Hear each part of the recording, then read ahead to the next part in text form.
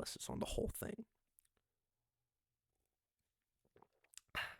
So not only has the director from The Acolyte come under fire because of that, but also this main character, who we will touch on in a brief second here. This main character, she made some comments, and I think this was a while ago on The Daily Show with Trevor Noah, when Trevor Noah was still hosting.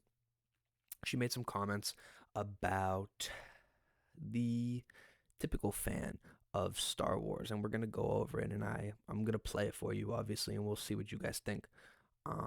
It should be kind of eye-opening, but we shall see. So here we go. Let's record it here, and we're gonna play it for you. Like I said, this is the newest star for Star Wars.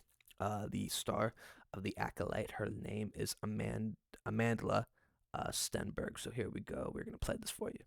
This was on The Daily Show. You want them to walk away with? Because I know everyone has a slightly different feeling. Well, I mean, white people crying actually was the goal. It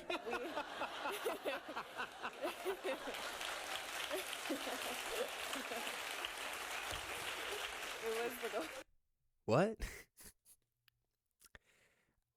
I would like to say it is kind of weird that, I mean, you're the star of a show, right? I mean, race doesn't really matter in this scenario. Obviously, I'm white, but I'm not crying. I mean, this is just another ordinary, another ordinary thing for Star Wars. But like, this lady says, this show, the whole purpose of the show, maybe she was joking. I mean, it is what it is. I wouldn't be surprised if it's not.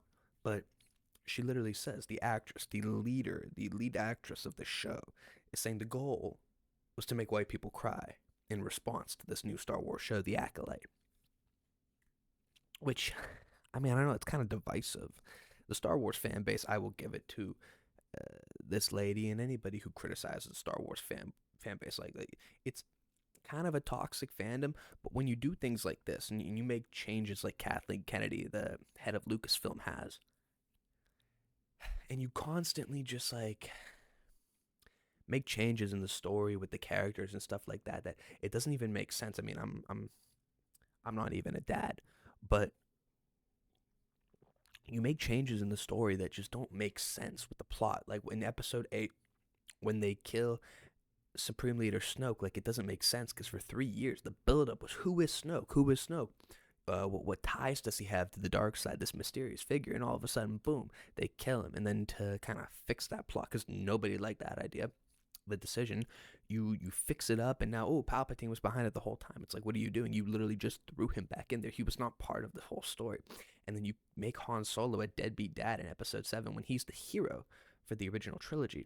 Same thing with Luke. You make him a failed teacher, a coward. And Leia, I mean, you didn't focus really on her. You know what I mean? She was in there for a little bit, but that was it. And so the betrayal of the fans, the true fans that grew up with this stuff. And I know George Lucas came under fire. He was talking about how, we made Star Wars for kids. And the problem with the toxic fandom now is that all the kids grew up.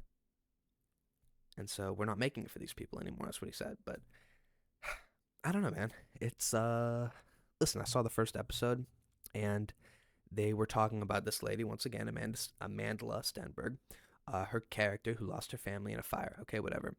But for some reason, they had to say, you lost your moms, which you could have just said parents.